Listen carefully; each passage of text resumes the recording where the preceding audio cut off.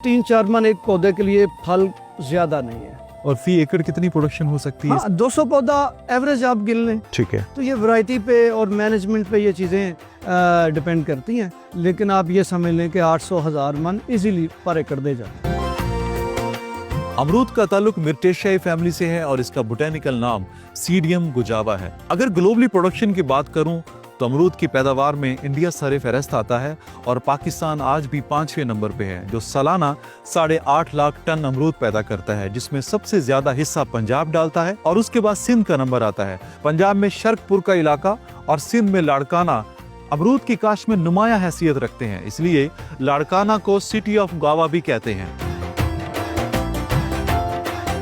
Mother block अगर अच्छा है तो वो फीचर्स आगे ट्रेवल करेंगे। ठीक है जी। पाकिस्तान में जिस कदर अमरूद लग रहा है वो सारे का सारा आप कह सकते हैं कि वो सीड से प्लांट तैयार होते हैं। ठीक है। लेकिन कुछ ममालिक में जहाँ ह्यूमिडिटी कंट्रोल करते हैं उस जगह पे जाके एयर लेयरिंग और कटिंग से भी पौधे तैयार होते हैं, लेकिन पाकिस्तान में सीड से ज़्यादा काम होता है। पाकिस्तान में सबसे बेहतरीन रिजल्ट किसका है, एयर लेयरिंग वाले पौधे का या सीड वाले पौधे का? सर सीड से रूट जोन अच्छा बनता है, रूट्स सेहतमंद होती है। मैंने मुख्तलिफ औकात में अपने बाग पे एयर लेयरिंग का ट्रायल किया। अगर हम 100 एयर लेयरिंग तैयार करना चाहें तो रिज़ल्ट में आके 5-7% जो है पौधे तैयार होते हैं। ठीक है। उनमें जब शिफ्टिंग होती है फिर पौधा मर जाता है। इसकी मेन काज जो मेरी समझ में आई, जो मेरी प्रैक्टिस में मेरे अपने फार्म पे, वो रूट जोन कमज़ोर बनता है। तो रूट जोन जितना मजबूत सीड का होता है वो एयर लेयरिंग का नहीं बनता, क्योंकि इसकी स्टिक में रस नहीं होता।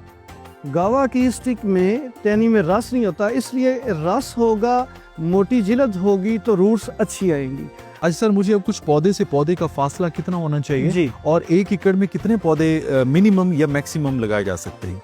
सर जो पहले हमारे अबाउ जो अजदाद का तरीकाकार चलता आ रहा, जो हमने बचपन में देखा था, तो वो 80-90 पौधे फी एकड़ 20 से 25 फुट फासला था और पुरानी वैरायटीज थी जिनका स्ट्रक्चर बहुत बड़ा था। ओके। अब आहिस्ता आहिस्ता पोलिनेशन के ज़रिए कह लें या इंटरेस्ट फार्मर का बढ़ गया और कहीं से बाहर से अमरूद आ गया, सीड आ गया या कोई एयर लेयरिंग आ गई, तो अब प्लांट स्ट्रक्चर छोटा रहता है। तो इस हवाले से फासला जो प्लांट टू प्लांट है वो डिसाइड करते हैं। अगर रवायती डिस्टेंस आप पूछें तो मैं कहूँगा कि 13, 14, 15 फुट आइडियल है चाइना राउंड के लिए। स्वाही पे चले जाएं तो उसका स्ट्रक्चर बड़ा होता है, तो वो आप 15 प्लस 15, 16, 18 फुट पे चले जाएंगे। और अगर एक हाई डेंसिटी प्लांटेशन का एक ट्रेंड बना हुआ है, उसमें आप plant to plant 6 foot 8 foot मुख्तलिफ फार्मर उसको फॉलो करते हैं। वो 400 फी एकड़ पौधा, 600, 800, 1000 यहाँ तक चलते हैं, लेकिन उसमें मसाइल आ जाते हैं 6-7 साल के बाद।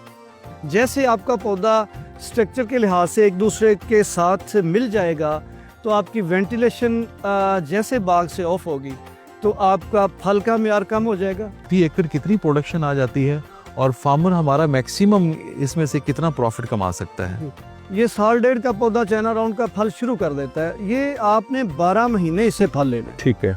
अब ये फार्मर चॉइस है कि वो मार्केट में कितने महीने जाना चाहेगा, कितने महीने अच्छा रेट है, वो उन महीनों का तयन करेगा।